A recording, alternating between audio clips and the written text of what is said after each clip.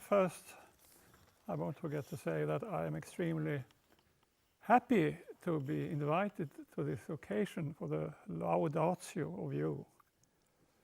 And it has many aspects, because as I mentioned to you, we have a Karina in our lab called Karin. And she's been with us all the time. And without her, nothing had been materialized. So I have some experience on the importance. So, the same year as I was born, Georgos Papanikolaou published his paper on the method that we all refer to. Neither he nor I knew at that time what a virus was. But I will tell you, we come to learn. And I jump a bit to August 30, 1984. There was a small satellite congress in Sapporo at the Sendai conference. And I was one of the few foreigners there, so I shared a very small session with two speakers.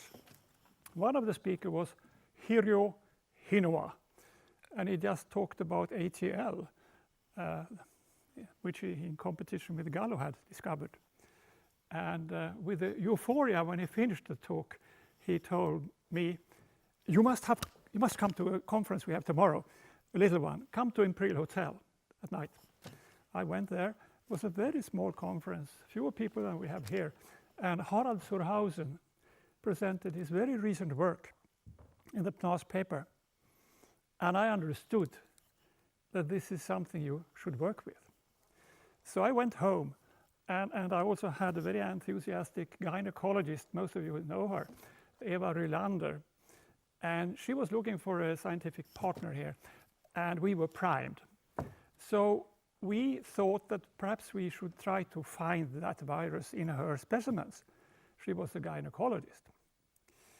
So we started out by, we had the contact to Surhausen, and Magnus Evander went there, and with Lutz Gisman and Matthias Durst, he started to do this filter in situ hybridization. You filtered the specimens from the woman on paper.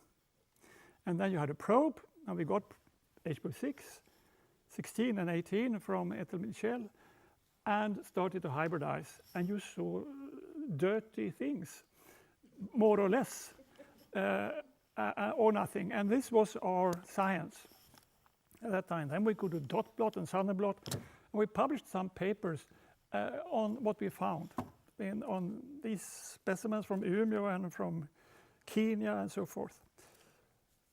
But then it happened that I was on a committee with Hans Wicksell. It was an HIV committee for 4 years, and we were very bothered with what we had to do on the HIV problem. And one day he whispered to me, "Did you see that paper on that Ehrlich had published?" "No," I said. "Well, he can amplify HLA genes with something called PCR." So we went home. It wasn't simple altogether because we had to use the Kleno polymerase. And for those of you who train in biology, you know the Kleno is thermolabile. So this means that Magnus Evander and also Karin were sitting there, and each time they altered the temperature, they denaturated the enzyme, so you had to put it back. But this meant that if you were undisturbed, you could, in 2 hours, performed all these 30 cycles, and you had amplified the virus. So that was the first HPV PCR in our hands. Then it happened that I participated in the AIDS Congress 1987 in Washington, and I met the Finnish virologist Marjo Ranki, and she wanted to have lunch with me together with a guy from Cold Spring Harbor. And during the lunch, he wanted to impress on her, so he told her, "Do you know there's an enzyme they have on New England Biolabs? It's not in the catalog." And she was not so interested, but I was very interested. So I came out of that lunch And I was very depressed. I mean, I couldn't reach doing a biolabs from that Congress. And a friend of mine came up to me and said, "Are you sick? You look so depressed," he said to me. And I told him I wanted to buy those things. His name was Roger Glass, a man I know. And he said, "But I have a credit card." He said, "I phone them now." So he phoned them and charged them on his credit card. And then when I came home to Umeå, there were the two only vials on Taq polymerase in all Scandinavia, because they could not be bought a few weeks later.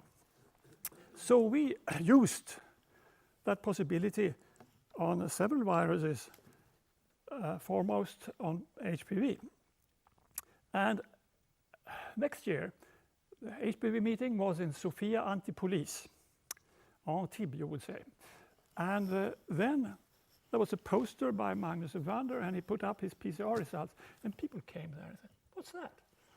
They never saw that. That was the first presentation of HPV amplification by Magnus and ever.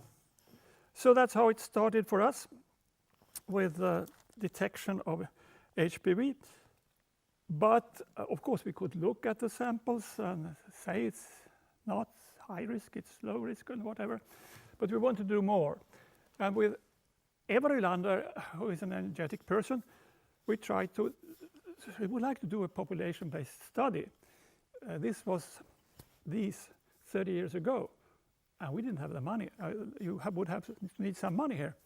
But people were very afraid of HIV at that time.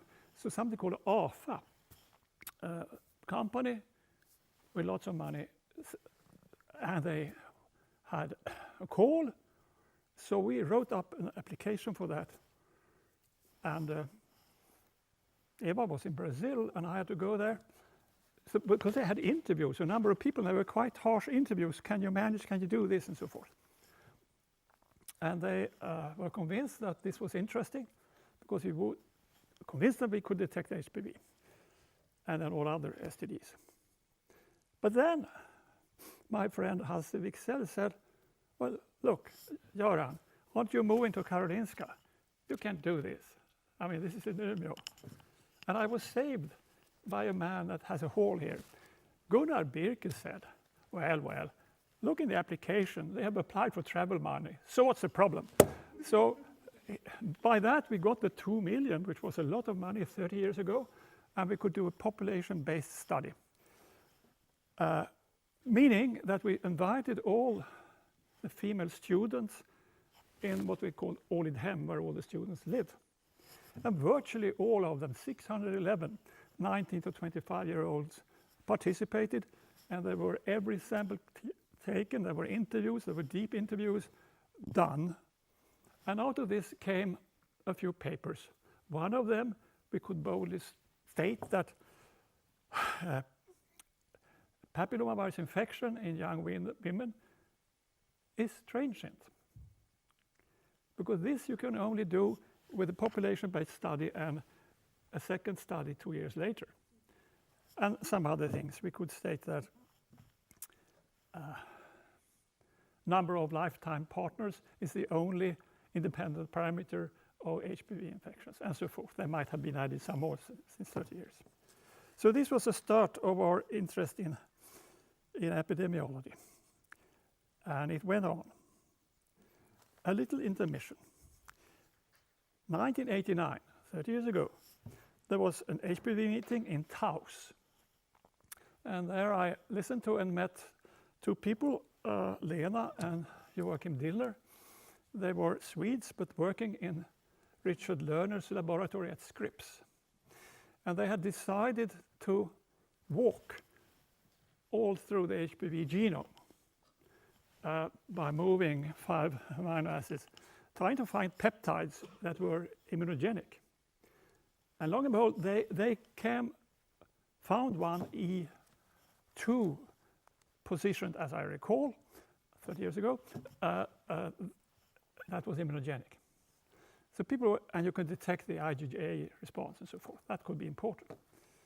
So there was one young scientist in the audience asked Joachim, how do you characterize that? What did it look like? So Joachim put up a pencil And he drew on the blackboard the following. It is histidine, lysine, serine, alanine, isoleucine, valine, threonine, leucine, threonine, tyrosine, aspartic acid, serine, glutamine, tryptophan, glutamine, arginine, asparagine, glutamine, and cysteine, just out of his head. So I was not the only one who was impressed. It so happened I'm a generation older than you are, or at least Joachim and Lena. So I was on the Cancer Foundation committee. A month later, I was reviewing and presenting an application from Joachim Dillner. So it might be that I was contaminated by enthusiasm, but the chairman of the group, a man called Lars Rutberg, said, "So you say so? Well, then I think we should give him what he applied for." He was the only one who got what he applied for. And that might have helped because you were quite young at that time.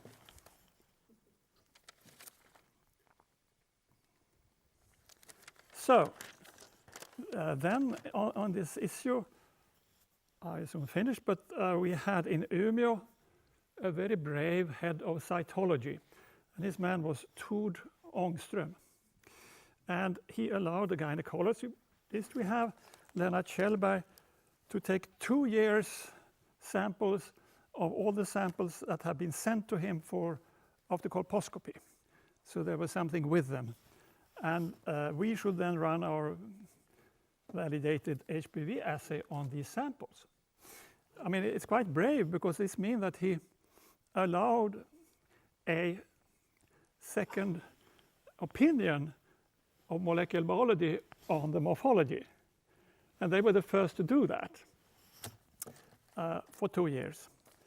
And this, these figures were crude, but I will tell you what we found. By high-risk HPV, the normal cytology, 4%, ASCUS, 33%, SIN2, 93%, SIN3, 98%. This very high results is kind of cred into the test.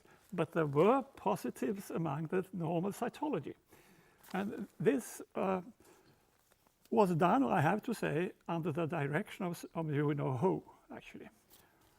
So, out of this came, and you heard that, Swede Screen, this enormous interventive study with 12,527 women, and the rest is kind of history, and we will talk a lot about that. So, by this I close.